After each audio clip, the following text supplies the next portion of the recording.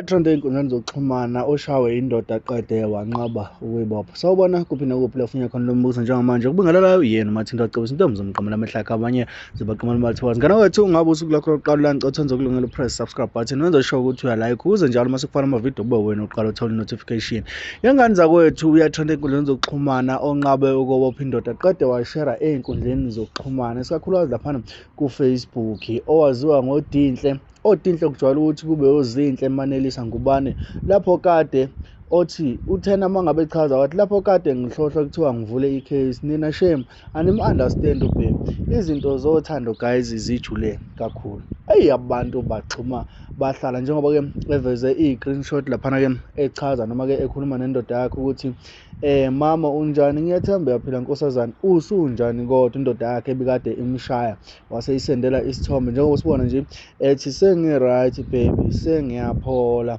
Wasesho nokusho ukuthi lapho kade bethi angiyokubopha ngibaselekeni ngokungiqinya nje sebethi angiyokubopha abantu mangubani abayithanda into enhle abasoze bayamukela. Mina ngiyakuthanda nawe uyazi uma ngishaya kusuke kushelele isandla uthando lukhona.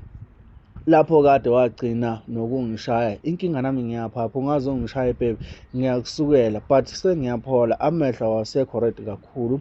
Don't worry ukube uginye omunye ngabe usegijime wayekubopha usuke ngakuthandi lowo muntu okubophisayo baby. Mina ngiyazi ukuthi ngisho ngenzani ngeke ungibophe ngoba siyathandana.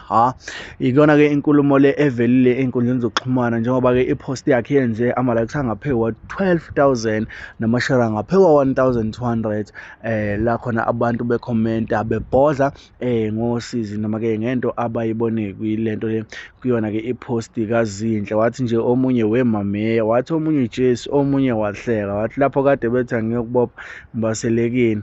Ayibo mani, ayi bafethu izona zinto-ke ezenzakalile noma-ke iyona nto esingathi yenzakalile ekuyona esematheni njengamanje njengoba-ke etrenda usisi. Ngiyafisa ukuthi ngizuvo lakho mayelana nalolu nhloboni yedliso lena ekuyiyona yenza ukuthi umuntu angakucabanga. Okay, asisho ukuthi bekufanele ambophe noma-ke kufanele singene endabeni zabo uma bexabana, kodwa nhloboni yedliso lena edala ukuthi ngampela wena uze ungaboni noma-ke kuwukuthi usuwenziwa isilima. Kodwa-ke futhi enye into esingeke sithi ubenziwe isilima mhlampe nathi siyagagamela nje asazi ukuthi inkulumo ngampela ibisukephi. Kodwa-ke ijwayelekile lento kubantu kuwukuthi abanye bayayifihla. Ngabe wehlekelwa lesi simo, wena wenza kanjani mhla indoda ikushaya? Wathatha siphi isinqumo?